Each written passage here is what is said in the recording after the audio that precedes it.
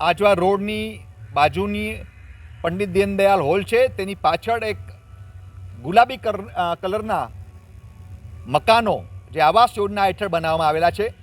2015થી આ મકાનોની જે છે એ બનાવટ પૂરી થઈ ચૂકેલી છે. ઘણા કોન્ટ્રાક્ટરો આવ્યા, રૂપિયા લઈને વયા ગયા, બીજા કોન્ટ્રાક્ટરો આવ્યા, પેઇન્ટિંગ કર્યા, રંગરોગાણ કર્યા, પણ હજી સુધીમાં 2015માં પતી ગયા પછી આ 2025 ચાલે છે. 10 વર્ષ સુધી તમે જોઈ શકો છો કે આ ગુલાબી આવાસના મકાનો છે એ ખંડેરની હાલતમાં જર્જરિત આ મકાનો થઈ ગયા છે. મને એ નથી ખબર પડતી કે આ ભાજપની સરકાર આ જે પ્રજાના પૈસા, જે ટેક્સ, જે ગ્રાન્ટો આવેલી છે એ ગ્રાન્ટોને શું આવી રીતના ધૂળ કરવા માટે આપેલી છે?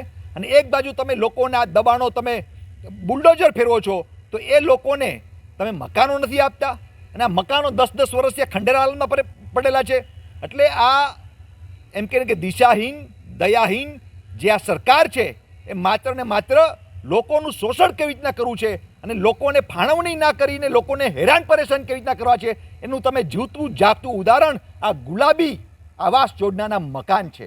10-10 વર્ષથી આ મકાન ખંડેર હાલતમાં પડેલા છે અને આ સરકારનું પેટનું પાણી નથી હલતી અને આ ગરીબ માણસો અટાણે મકાન વિના રજડી રહ્યા છે, ફૂટપાથ પર સૂઈ રહ્યા છે. આ લોકોને મકાન ફાળવવામાં નથી આવતા. ખરેખર આ સરકારમાં સેજ બી શરમ હોય તો યુદ્ધના ધોરણે, તાત્કાલિક ધોરણે આ આવાસના યોજનાના જે મકાનો છે એ લોકોને તાત્કાલિક ધોરણે ફાળવવામાં આવે એવી મારી માંગ કોંગ્રેસ તરફથી છે.